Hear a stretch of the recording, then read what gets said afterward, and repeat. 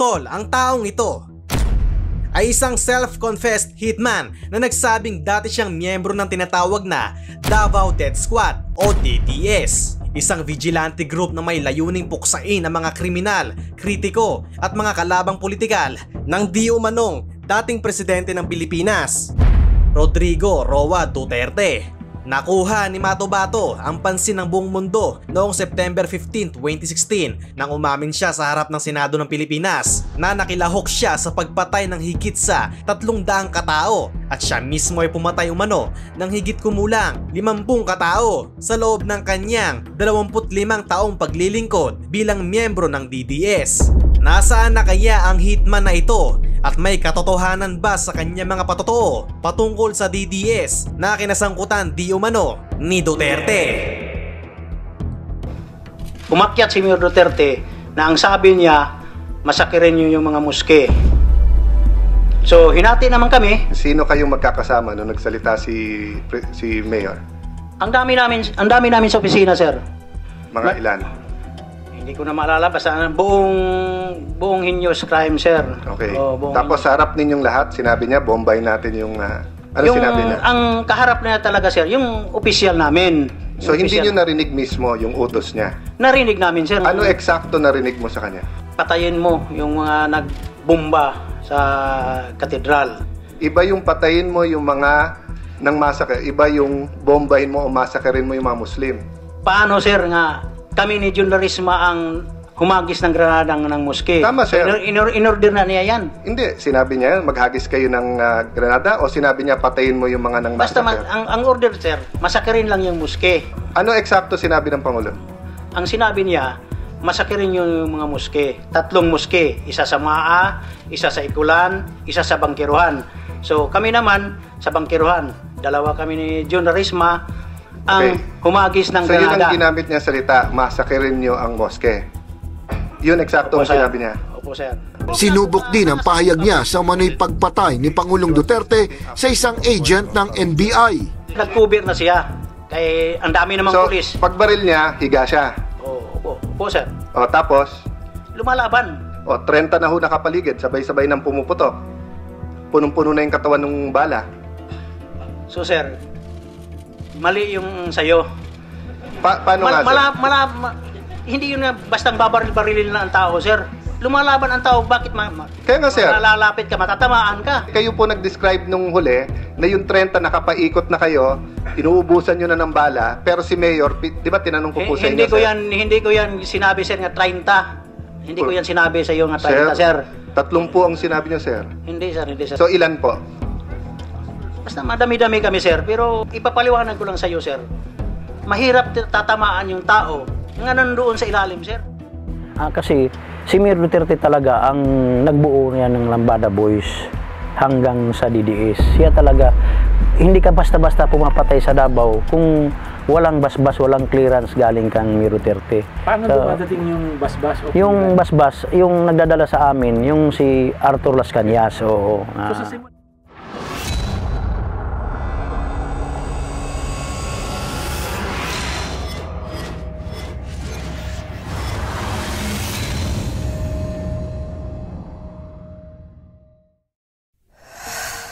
Si Edgar Bernal Mato Bato ay pinanganak noong 1959 sa Davao. Lumaki siya sa isang mahirap na pamilya ng mga forest ranger na nakatira sa Mount Apo. Hanggang grade 1 lamang ang natapos ni Mato Bato sa paaralan, kaya't hindi siya marunong bumasa at sumulat hanggang sa kanyang pagtanda. Sa kabila nito, nakakuha siya ng maayos na trabaho bilang kusinero bago naging isang opisyal sa ilalim ng Civilian Home Defense Force. Ngunit natigil ang kanyang serbisyo nang buwagin ng unit dahil sa mga pang-aabuso sa karapatang pantao.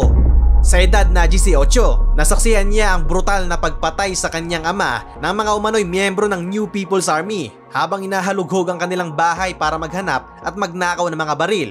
Sinubukan ng kanyang ama na kausapin ng maayos ang mga armadong tao at ibigay ang kanilang hinihingi, ngunit hindi siya pinakinggan at pinugutan ng ulo sa harap ni Mato Bato. Nakita ni Mato Bato ang kamatayan ng kanyang ama habang ipinaparada ng NPA ang ulo nito sa isang kahoy na tulos sa kanilang bakuran. Ang partikular na pangyayaring ito sa kanyang buhay ay nagdulot ng malaking epekto sa kanyang pananaw sa mundo. natanim sa kanyang isipan na kailangan niyang ipaghiganti ang kanyang ama at maghanap ng katarungan para sa pagkamatay nito. Si Matobato ay nagsimula ng panibagong trabaho bilang isang quote-unquote ghost employee sa ilalim ng Civil Security Unit ng City Hall sa Davao. Inilarawan ang kanyang trabaho bilang tagabantay sa mga palengke, paaralan at terminal para sa kaligtasan kahit na malayo ito sa kanyang tunay na gawain. Siya rin ay dating miyembro ng Citizen Armed Forces Geographical Unit sa Davao Province. Nagsilbi siya sa milisya mula 1982 hanggang maging mayor ng Davao City si Rodrigo Duterte noong 1988. Ayon kay Matobato, siya ay talagang naging bahagi ng isang kilalang vigilante group na tinatawag na Davao Death Squad o DDS mula 1988 hanggang 2013 na umano'y pinapatakbo ng alkalde noon sa Davao na si Rodrigo Duterte. Bago pa raw ito naging DDS ay Lambada Boys daw muna ang pangalan ng grupong ito. Ang grupo ay orihinal na binubuo ng 7 miyembro hanggang sa lumaki ang bilang at naging kilala bilang Davao Death Squad noong early 1990s. Ang kanilang tungkulin daw ay linisin ang lungsod mula sa mga kriminal, gaano man kalaki o kaliit ang kanilang mga kasalanan. Sa pag-akyat ni Duterte sa mas mataas na posisyon sa politika, ang DDS di umano ay nagsimulang mag-target ng mas malalaking tao tulad ng mga mamamahayag at mga kalabang politikal na kritikal kay Duterte. Isang simpleng nylon bag lamang umano ang kailangan ni Matobato upang maisagawa ang kanyang madugong misyon. Naglalaman ito ng mga papel kung saan nakasulat ang mga pangalan at address ng mga target at isang baril upang isagawa ang kanyang trabaho. Karaniwan lamang daw siyang nakasuot ng shorts, maluwag na t-shirt at tsinelas para hindi siya halata at kahina-hinala. Ganito siya nakakaiwas sa pagkahuli pagkatapos niyang pumatay. Kapag malapit na siya sa target, maaari niya itong barilin sa ulo, isa sa puso at maglalakad lang palayo. Ipinagmamalaki ni Matobato ang kanyang trabaho sa simula dahil masasamang tao raw ang tinitira nila. Bilang gantimpala sa kanyang katapatan sa trabaho, kumikita si Matobato na papalo sa 6,000 pesos lamang kada buwan. Isang halagang sapat para pakainin ang kanyang pamilya, ngunit hindi sapat para ipagbili ang kanyang dangal. Gayunpaman, nakakuha siya ng pagkakapatiran sa kanyang mga kasamahan sa DDS, partikular sa dating pulis na SPO3 Arturo Las Cañas. Ang kanya umanong handler na nagbibigay sa kanya ng di umanong direktang utos mula kay Duterte. Madaling araw daw sila naglilibot sa mga kalsada upang maghanap ng mga target. Dagdag pa ni Matobato na minsan, hinihiwa o binubuksan nila ang mga tiyan at dibdib ng biktima at pinupuno ng buhangin ang loob bago itapon sa dagat para lumubog. Nagbubuhos pa siya ng mantika sa mga bangkay upang maiwasan ang pagkabulok. Sinabi rin niya na ang mga high-profile targets ay karaniwang kinikidnap at inililibing, habang ang mga petty criminals ay binabaril sa harap ng madla, kadalasan na magkaangkas sa motorsiklo na walang plaka. Ang mga highlight ng karir ni Matobato ay kinabibilangan ng paghagis ng granada sa isang Muslim mosque noong 1993 bilang paghihiganti umano sa pambobomba ng isang Catholic cathedral sa Davao. At noong 2002, sinakal niya ang isang dayuhang militante hanggang sa mamatay at noong sumunod na taon, lumahok siya sa pagpatay sa isang mamamahayag na kritiko umano ni Duterte. Inamin niya na nakapatay siya ng maraming tao, kabilang ang isang pinaghihinalaang terorista na si Sally Macdum. Noong 2013, nausig ang konsensya ni Matobato dahil sa 3 kabataang babae na dinukot dahil umano sa pagbebenta ng droga. Ang mga babaeng ito ay hinalay. Pagkatapos, piniringan sila bago pa ulit-ulit na sinaksak. Ang mga biktima ay mga pinaghihinalaang gumagamit lamang ng droga at ang pagpatay sa kanila ng ganong paraan ayon kay Matobato ay tila hindi tama. Napagtanto niya na ayaw na niyang maging bahagi ng DDS. Nais niya maging tapat at ibunyag ang mga plano ni Duterte sa pamamagitan ng pagtestigo laban sa kanya. Labis niya raw itong pinagsisisihan at nais niyang humingi ng tawad para sa lahat ng buhay na kinuha niya sa pamamagitan ng pagbibigay katuwiran dito. Pero hindi ito magiging madali para kay Matobato dahil ang pagsali niya sa DDS katumbas na rin ang isang paa niya sa hukay. Dahil sa balak ni Matobato, binaliktad daw siya ng kanyang mga kapatid na DDS laban sa kanya. June 12, pinatay si Richard King, yung bilyonaryo sa Cebu. Pinulgay na ako nila, binintangan na nga ako ang pumatay kang Richard King. Noong 2014, habang natutulog si Matobato, ginising siya ng mga armadong tao na kapwa niya miyembro sa DDS. Dinukot nila siya at inilagay sa isang espesyal na kulungan kung saan siya ay nakaranas ng pang-aabuso sa loob ng 1 linggo sa pamamagitan ng pambubugbog at hindi pagpapakain. Pinalaya si Matobato dahil sa mga pakiusap ng kanyang asawa sa DDS. Gayunpaman, alam na niya na sa sandaling makaalis siya sa kanilang mga kamay, siya ay mamarkahan ng kamatayan. Pero pilit pa rin siyang tumakas at tumakbo ng tumakbo. Tumalon siya mula sa iba't ibang lungsod at probinsya, humihingi ng tulong at proteksyon. Ngunit walang gustong tumulong sa kanya. Nagtago siya sa mga probinsya ng Cebu, Samar at Leyte. Sumuko si Matobato sa Regional Office ng Commission on Human Rights noong August 21, 2014. Ngunit nang sabihin ng CHR na hindi siya kayang protektahan, pumunta siya at ang kanyang asawa sa Maynila upang mag-apply sa Witness Protection Program ng Department of Justice noong September 1, 2014, kung saan ipinakilala niya ang sarili bilang isang dating miyembro ng DDS na nais umamin ng lahat. Tinanggap nila siya at inihatid sa Witness Protection Program kung saan si Attorney Martin Menyes na siyang executive assistant ni dating DOJ Secretary Leila de Lima ang nagsimula ng pagtatanong. Sa loob ng 4 na araw, paulit-ulit na ikinuwento ni Matobato ang kanyang istorya sa National Bureau of Investigation at sa ika-5 araw, dinala siya sa isang safe house. Ngayon, September 15, 2016, isinailalim na siya sa investigasyon ng Senado sa pangunguna ng dating Senator Leila de Lima. Matapang na umalis si Matobato sa Witness Protection Program upang magsalita sa harap ng komite at doon, sa 5 oras na public hearing na yon, ikinuwento niya sa buong bansa ang madugong proseso ng isang kontrobersyal na pamahalaan sa Davao na nag-aangkin ng kalinisan. Inakusahan ni Matobato ang dating presidente Duterte bilang utak sa pagpatay ng daang-daang tao. Binanatan din ang anak niyang si Paulo Duterte at pati na rin ang dating PNP Chief Director General na si Ronald Bato de la Rosa. Ayon sa kanya, halos lahat daw ng pagpatay sa Davao ay isinagawa umano ng DDS. Sa ilang kaso, kapag ang target ay isang napakahalagang individual, sinabi ni Matobato na si Duterte mismo ang humahawak ng baril at bumibira sa biktima. Ayon kay Matobato, kasama umano sa mga miyembro ng DDS sa mga pulis at mga dating NPA at si Sonny Buenaventura daw na aide ni Duterte ang isa sa mga handler nila. Ang ultimate boss nila na tinatawag nilang Charlie Mike ay codename daw para kay Duterte. Isa sa mga unang utos daw ni Duterte ayon kay Matobato ay ang mga pag-atake nila sa iba't ibang moske sa Davao City. Ganti raw yun matapos pasabugin ang Davao Cathedral. Si Matobato daw mismo ang naghagis ng granada sa Bangkerohan Mosque noong 1993. Halos 10 taon pagkatapos nun, inutusan daw silang kidnapin at patayin si Sally Macdum na isang suspected terrorist. Kinidnap daw nila, pinatay at pinagpira-piraso pa si Macdum. Noong 2003, inutusan daw di umano ni Duterte ang pagpatay kay radio commentator June Pala na isa sa mga matinding kritiko ni Duterte noon. Si Duterte daw sa pamamagitan ng kanang kamay niyang si Arthur Las Cañas ang nag-utos na patayin si Pala. Si Duterte rin daw di umano ang nag-utos ng pagpatay kay dating House Speaker at mayoral candidate na si Prospero Nograles kung saan noong 2010 elections, kalaban ni Sara Duterte si Nograles. Dagdag pa ni Matobato, marami pang kill orders si Duterte noong 2013. Mabilis na dinipensahan ng Malacanang ang Pangulo at sinabi ni Pala spokesman Secretary Martin Andanar na hindi kaya mag-utos ng ganon si Duterte. Gayunpaman, sa ilang mga panayam sa media bago na panalunan ni Duterte ang pagkapangulo at maging sa kanyang mga talumpati bilang Pangulo, ilang beses na niyang binanggit ang pagpatay sa mga kriminal. I killed about 3 of them because there were 3 of them. I didn't really know how many bullets from my gun went to inside their bodies, but it happened, and I said I cannot lie about it because, but if it means killing people kneeling down with their hands tied at the back, that's all. I must admit that I have killed. They 3 months early on, I killed about 3 people. But in Davao, I used to do it personally, just to show to the guys that if I can do it, why can't you? Drugs, pero rin kami.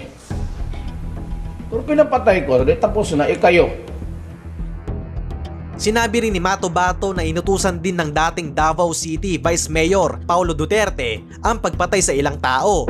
Noong 2013, inutusan umano ni Paulo ang pagpatay sa isang lalaking nakaalitan niya. Pinagbabaril nila di umano ang lalaki sa bahay nito sa Dega Home Subdivision sa tanghaling tapat. 2 2 pang tao na nasa loob ng bahay nung araw na yon ang napatay din. Sinabi ni Matobato na yung guilty feeling sa mga pagpatay na yon ang isa sa mga dahilan kung bakit siya umalis sa DDS. Sa parehong taon, inutusan din daw ni Paulo ang pagpatay sa isang lalaking nakaaway niya sa pila sa isang gasolinahan. Ang bangkay ay tinapon umano sa Marfori Heights Subdivision sa Davao City. Isa sa mga mas kontrobersyal na kaso na iniuugnay ni Matobato kay Paulo ay ang pagpatay sa Cebuano businessman na si Richard King noong 2014. Inakusahan niya si Paulo na nag-utos ng pagpatay dahil umano'y karibal nito si King sa panliligaw sa isang babae na may-ari ng isang McDonald's store sa Davao. Gayunpaman, ang ilang detalye ng salaysay ni Matobato ay hindi tugma sa mga detalye na dati nang itinakda ng pulisya at nai-record sa mga ulat ng media. Mabilis namang itinanggi ni Paulo ang mga alegasyon na ito na sinabing puro chismis lamang ito. Itinanggi rin ni Pangulong Duterte na kilala niya si Matobato. Whatever ginasulti ni Matobato, and to tell you frankly, Mr. Matobato, I don't know you. Bisag mag-atbangay tanduha karon dayon. Personally know Matobato, sir? Hindi.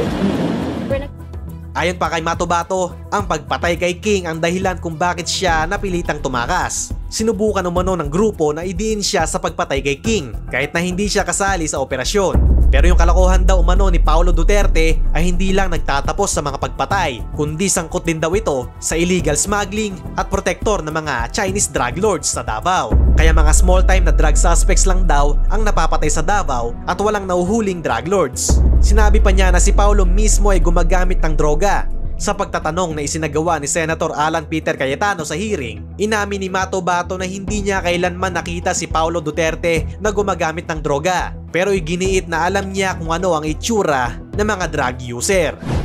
Sa kabilang banda, tila makakalusot na sana si Bato de la Rosa sa hearing hanggang sasabihin ni Matobato na alam ni de la Rosa ang operasyon nila laban kay Salik Macdum noong 2002. Ayon kay Matobato, si de la Rosa raw noon ang pinuno ng Presidential Anti-Organized Crime Task Force na isang special group sa ilalim ng Office of the President. Pero kinwestiyon ni Senator Panfilo Lacson at ni de la Rosa mismo yung claim na yon. Ayon kay de la Rosa, si Matobato raw ay isang kilalang gun for hire sa Davao City, pero iginiit niyang hindi pa niya nakikilala o nakikita si Matobato hanggang sa hearing na yon. Matagal na niyang sinasabi na siya ay laban sa extrajudicial killings at galit sa vigilante killings. Itinanggi rin niya na merong DDS, pero inamin niya na may mga vigilante groups sa Davao. Kahit sinangkot ni Matobato si Duterte at ang anak niya sa mga pagpatay, sinigurado ni Matobato na sabihin na walang kinalaman si Sara Duterte sa sinasabing squad. Kinuwento niya na minsan pinagalitan ni Sara si de la Rosa dahil sa sunod-sunod na patayan sa Davao at sa kabiguan ng pulis na mahuli ang mga suspects. Dagdag pa ni Matobato, normal lang daw sa mga pulis ng Davao na magtanim ng baril sa mga target nila para mukhang nanlaban ang mga suspects. Ugali rin daw ng mga pulis na magtanim ng droga bilang ebidensya kapag pumapatay ng suspects. Isa sa mga tambakan daw nila ng mga biktima ay yung Laud Quarry sa Davao City na pag-aari ni dating pulis Bienvenido Laud. Ang nasabing quarry na yon ay binisita ng Commission on Human Rights noong 2009 para imbestigahan ang tinatawag na Davao Death Squad. Si Senator Leila de Lima na namuno sa Senate probe ay siya rin ang namuno sa CHR noon. Sabi ni Matobato, nung bumisita si de Lima at grupo niya sa nasabing libingan o quarry, naka-ambush position na raw sila nung time na yon. Tandaan nyo na ako, ano po, bakit nyo ako binanggit? Basta pumunta ka doon man, naghukay ka. So, inabangan ka namin doon, madami kayo. Doon na kung pumasok pa kayo sa itaas, naka-ambush position na kami doon. Munti lang kay umalis kayo. Okay, for the record, para lang may ano tayo, may tamang konteksto po tayo. Noong 2009 po, nung iniimbestigahan namin yung Davao Death Squad sa CHR chairperson pa ho ako. Nag-conduct po kami ng series of public hearings sa Davao. Opo, ma'am. Tapos, in one of those, I can get the date. I have some records here. Since nag-tip sa amin, may nag-tip sa amin na meron nga daw na mga linilibing o linibing dyan sa Laud property, yung sinasabi niyong ma-aquary. Kaya pinuntahan ho namin yun. I led a team na hinahanap ho namin yung sinasabi nilang mas grave. Nakakita ho kami doon ng isa na nahukay. Nakakita din ho kami ng in the vicinity, nakakita rin kami ng skeletons. So yun ho ba yung insidente na sinasabi nyo? Opo ma'am, opo ma'am, opo ma'am. Ano yung sinasabi nyo, aambushin ako? Doon, dumisisyon sila ma'am nga aambusin ka doon. Namin doon kung... Sino bang nagdesisyon na ambushin po? Ako, tsaka yung mga kasamahan ko. Si Mayor Duterte po ma'am. Paano nyo po yan alam? Na inausapan doon kami sa opisina ma'am. Pumunta kami doon. Pero hindi ka na pumasok doon sa itaas kunti. Doon lang kayo sa entrada pumasok. Doon kami nag-aabang na. So naabutan niyo ho ba ako tsaka yung team ko? Hindi na ma'am, hindi na namin naabutan kayo. Kaya doon man kami sa itaas. Nakaabang kayo sa may taas? Opo ma'am, opo. Pero hindi nga kami nakapunta sa taas because that property, again for the record, so, that property is a hilly property. Malawak man yung property ma'am. Okay. Subalit sa kabila ng lahat ng mga patotoo ni Matobato, marami sa mga senador ang nagduda sa mga kinuwento at kredibilidad ng self-confessed hitman. Ang running mate ng Pangulong Duterte na si Senator Alan Cayetano ay tinag ito bilang hearsay o sabi-sabi lamang. Sinabi naman ng isang senador na si Jose Calida na ito ay isang politikal na panggigipit lamang laban kay Duterte. Sa kabilang banda, naniniwala sina Senator De Lima at Senator Trillanes sa mga kwento ni Matobato at mayroon pa raw na isang tao na maaari magpatunay ng kanyang mga alegasyon. At ito ay si Arturo Las Cañas, ang tinuturing na kapatid sa dugo ni Matobato mula sa DDS Group. Noong una, itinanggi ni Las Cañas sa mga alegasyong ito at sinabi pa sa Senado na halos hindi niya kilala si Matobato. Isang pahayag na itinuturing ni Matobato bilang isang ganap na pagtataksil. Pagkatapos ng mga patotoong yon, nailipat si Matobato sa iba't ibang safe houses sa mga nakalipas na buwan dahil sa takot sa kanyang buhay matapos siyang magpatotoo laban kay Duterte. Ang safe houses ay nasa ilalim ng proteksyon ni Trillanes at ng kanyang mga kaalyado. Pero noong October 2016, sumuko si Matobato sa National Police Headquarters sa Quezon City matapos maglabas ng arrest warrant ang isang lokal na korte sa Davao City dahil sa paulit-ulit na hindi pagdalo sa kanyang itinakdang arraignment para sa mga kaso niyang illegal possession of firearms and ammunition. Bago sumalang sa booking, tila naiyak at nagpunas ng luha si Matobato. Kinuhanan siya ng fingerprints at mugshots at isinailalim sa medical exam. Mataas ang blood pressure ni Matobato. Nagtawag din ang mga doktor dahil sa malaking sugat sa kanyang likod na may impeksyon. Ayon kay Trillanes, sugat daw ito na hindi na gumaling mula nang i-torture siya ng mga dating kasamahan sa umano'y Davao Death Squad noong 2014. Sabi ni Matobato, bagamat puno siya ng takot. Ako, handa na ako, yung buhay ko, nandoon naman, binigay ko naman sa Diyos. At saka kung ano man mangyari sa akin, wala na akong magagawa. Basta itama ko lang yung pagkamali ko. Personal na hinarap ni PNP Chief Ronald Bato de la Rosa si Matobato. Ilang minuto din silang nagkausap. Paminsan-minsang natatawa pa. Pangako ni de la Rosa, tiyak ang seguridad ni Matobato sa Camp Crame. We will issue him with bulletproof vest, helmet, Kevlar helmet, with bulletproof goggles, bulletproof mask, lahat. I-armorize natin yung buong katawan niya. Sabi pa ni Bato, I am giving the assurance na mamamatay si Matobato over the dead bodies of this CIDG personnel who are assigned to escort him. Pero si Trillanes may agam-agam naman kung sakaling dalhin sa Davao si Matobato para iharap sa hukom. Teritoryo ng presidente yon, marami siyang tinuro doon sa Davao City. Ilalagay naman natin itatapon natin sa lungga ng mga leon. Kumbaga, highly suspicious yung timing at nakikita natin dito that this is part of the persecution, pagka ikaw ay kumukontra kay President Duterte. Para raw mapanatag ang senador, sabi ng PNP chief, we are not preventing the senator to do that in order to allay their fears. Kung gusto lang gawin yan, they can do it by all means. Sasamahan niyo siya in case magpunta siya ng Davao? Papuntahin siya ng Davao? Kung kailangan just to make sure na safe siya. Sa tulong ni Trillanes, pinalaya agad si Matobato matapos magbiyansa ng 30,000 pesos. Samantalang si Las Cañas ay nagtago at lumitaw lamang muli upang magbigay ng panayam at dagdag na impormasyon sa media.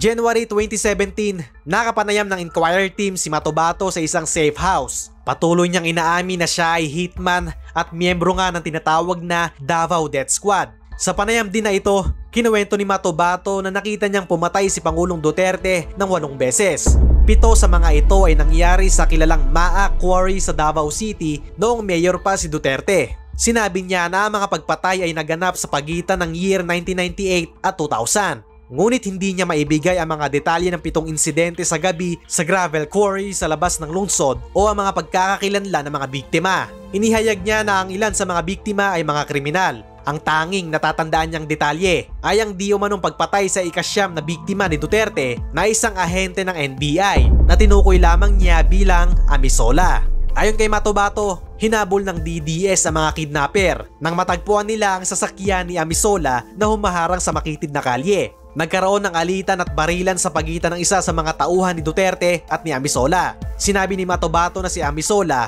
na gumulong sa ilalim ng kanyang pick-up truck ay napatay ni Duterte na walang habas na nagpaputok ng 2 magazine ng Uzi sa NBI agent. Nang tanungin kung may first-hand knowledge siya tungkol sa pagpatay ni Duterte sa mga tao, sinabi niyang marami na. Madami na. Kung meron, yung ikaw mismo nakakita? Yung kung meron kaming dinadala sa MAA, minsan gabi man yung pumupunta, basta pinaka-importante ang binibaril, hindi namin alam ang pangalan, pumupunta yan. Siyang bungabaril, nakaupo ang tao, siyang bungabaril sa ulo. Sa nakaraang pagdinig ng Senate Justice Committee tungkol sa extrajudicial killings, tinawanan ng mga senador si Matobato habang isinasalaysay niya kung paano pinatay ni Duterte ang NBI agent na si Amisola gamit ang isang Uzi submachine gun. Huwag naman po sanang ganun na para bang nag-aano ng mga yung masyado naman istrikto na sinabi naman ho niya na ang kanyang inabot na educational attainment is grade 1. This is a fact-finding inquiry.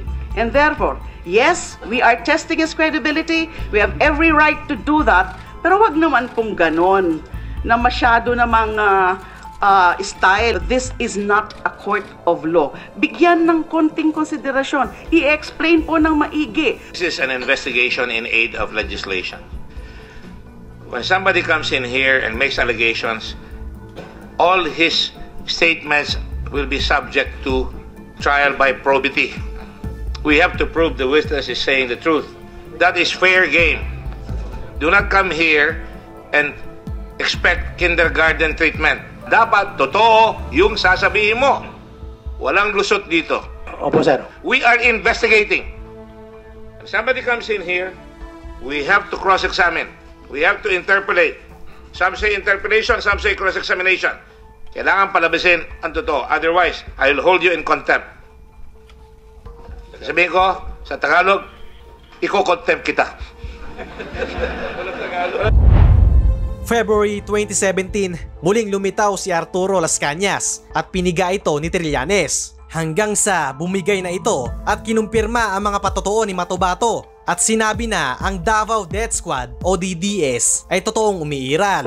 Dagdag pa niya na si Matobato raw ay isang miyembro lamang at siya ang isa sa mga nagtatag.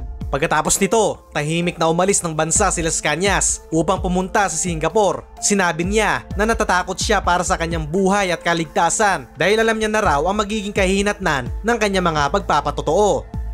Napatalon at napaiyak daw sa tuwa si Edgar Matobato nang mapanood ang paglantad ni SPO3 Arturo Las Cañas.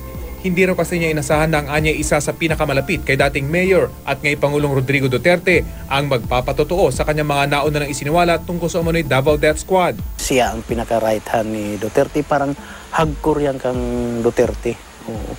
Para sila magkapatid ni Duterte. Lahat ng anong utos ni Duterte, siya talaga ang gumagawa. At kung siya raw ay pilit pinaikot-ikot ng mga senador dahil sa kawalan niya ng edukasyon nang siya'y humarap sa Senate hearing, ibahin daw si SPO3 Las Cañas. Nag-aral yun ng law, sir, hindi lang nag-bar. Kasi, oo, natapos niya, sir. Ngayon at may sumigunda na sa kanyang mga isiniwalat. Sana naman daw maniwala na mga senador na nag-akusang nagsisinungaling siya.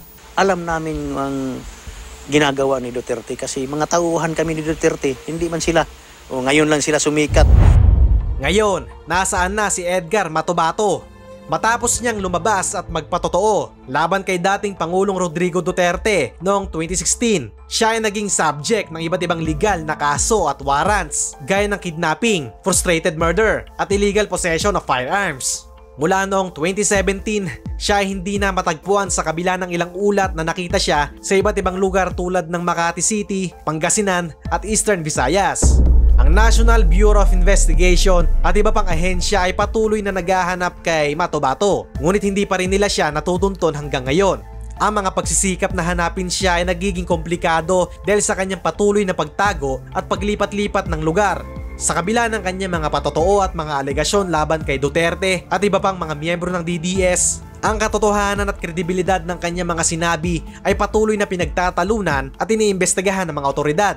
At ngayong hindi na nakaupo si Rodrigo Duterte bilang Pangulo ng Pilipinas, mukhang hindi aatras ang International Criminal Court o ICC sa ginagawa nilang investigasyon sa kanyang war on drugs noon. Kahit na ang PNP ay nagdeklara na hindi nila ipapatupad ang anumang warrant of arrest mula sa ICC laban kay Duterte. Alinsunod sa pahayag ni Pangulong Ferdinand Marcos Jr. na hindi kinikilala ng kanyang administrasyon ang jurisdiction ng ICC. Kaya inaasahang magkakaroon ng mga karagdagang hakbang ang ICC tulad ng posibleng paglabas ng warrant of arrest na maaaring ipatupad sa mga bansang miyembro ng ICC kung sakali magtungo o mag-travel doon si Duterte. Dagdag mo pa ang pagkakaabsuelto at pagkakalaya ni Leila de Lima sa lahat niyang kaso na may plano magpatuloy sa laban kontra sa mga injustices at opresyon. Isa sa mga hakbang na kanyang isinusulong ay ang pagtulong sa ICC sa kanilang investigasyon laban kay Duterte, kaugnay na madugong kampanya laban sa droga na nagresulta sa libu-libong pagkamatay.